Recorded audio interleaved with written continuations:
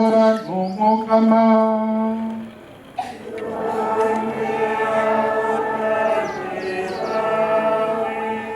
ivyo dusoma mu Njili ntagatifu yanditse Luka.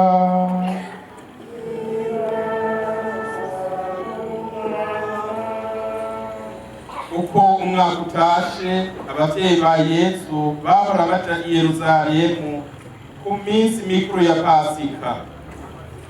Yesu aho amariye imyaka 12 adugana n'abavyeyi biwe i Yerusalemu nk'uko bama babigira ku minsi mikuru ya Pasika. Iminsi ya Pasika imaze guhera, barataha. Umwana Yesu asigara i Yerusalemu nabo abavyeyi biwe batabizi. Bagira urugendo rw'umunsi wose bakeka ko ari kumwe nabo bazananye. Baraheza bamuronderera mu nshuti no mu bo bazananye. Ngo bamubure basubira i Yerusalemu kumuronderayo. Bamaze gatatu bamusanga mu gisengero yicaye mu bigisha hagati, abumviriza yongera ababaza. Abamwumva bose batangazwa n'ubwenge bwiwe n'ivyo yabishura. Ngo bamurengukeko baratamarirwa. Nyina wiwe amubwira ati, mbega mwananje watugize ibiki? Urabona aho twahereye tukurondera twe naso turi mu magari? Nawe abishura ati, mwandonderera iki? Ntimwari muzi ko mbwirizwa kwama mu bikorwa vya Data? Mugabo rero bo ntibategera ivyo ababwiye. Baraheza baramanuka basubiriye i Nazareti, akama bagamburukira. Nyina wiwe nawe agumiza umushaha ayo majambo yose. Twabwire kandi dushimagize inkuru nziza ya Yesu Kristo.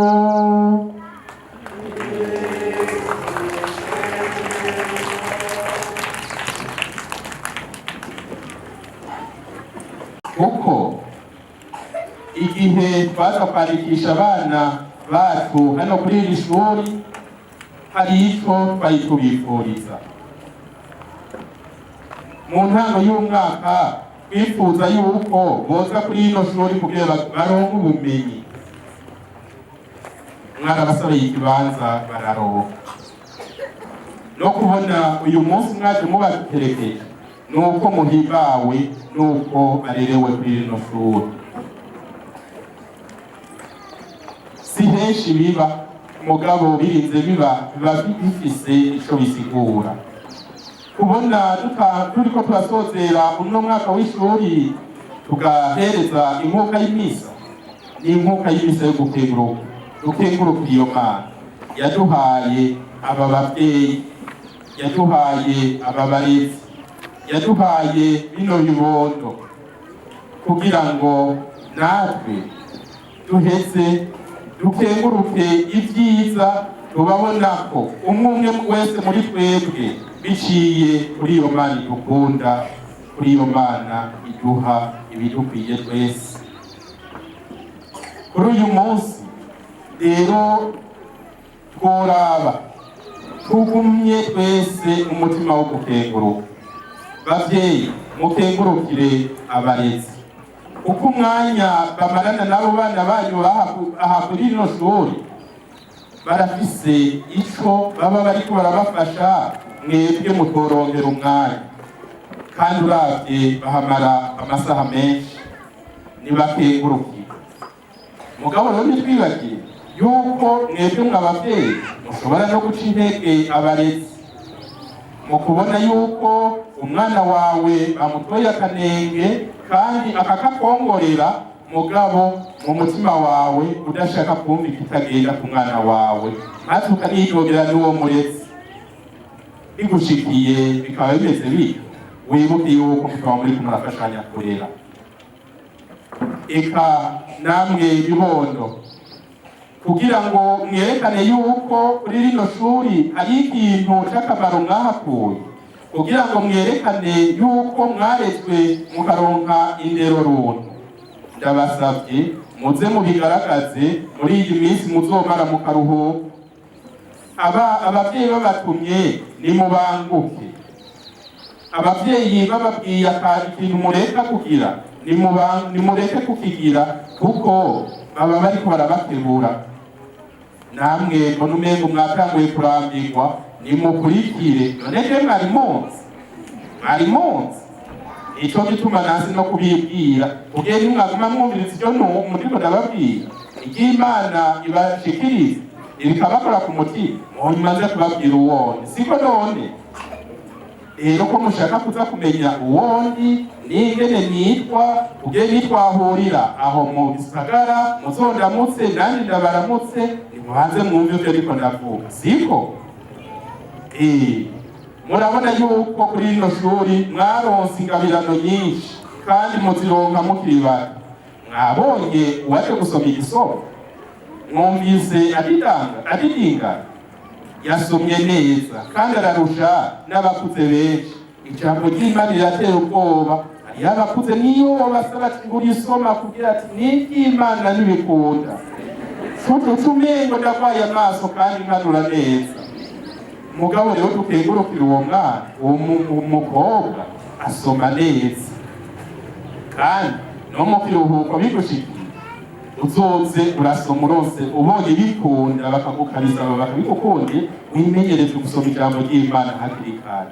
Siko aho twabatizwa maze tukaheza tukaronka isakramento ry'konfirmasiyo, twemereye Imana yuko tugiye kuyimenyesha iyo tuzoba turi hose.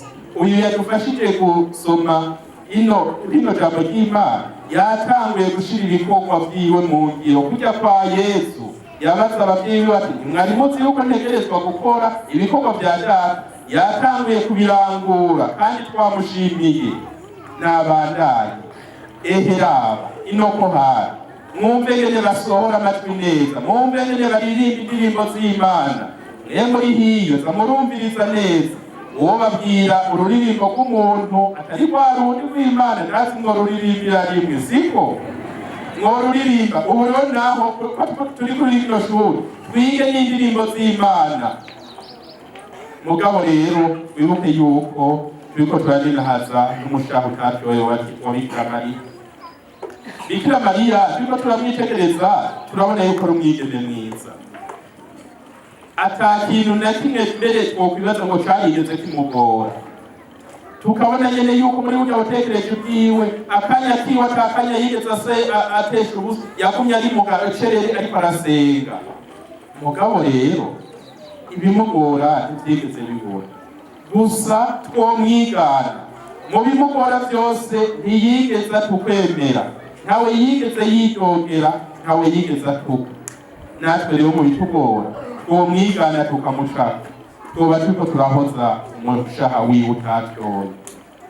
None rero guhoza umushaha wiwe utatyoye nivyo dutegerezwa twese. Waruka muzowuhoza gute?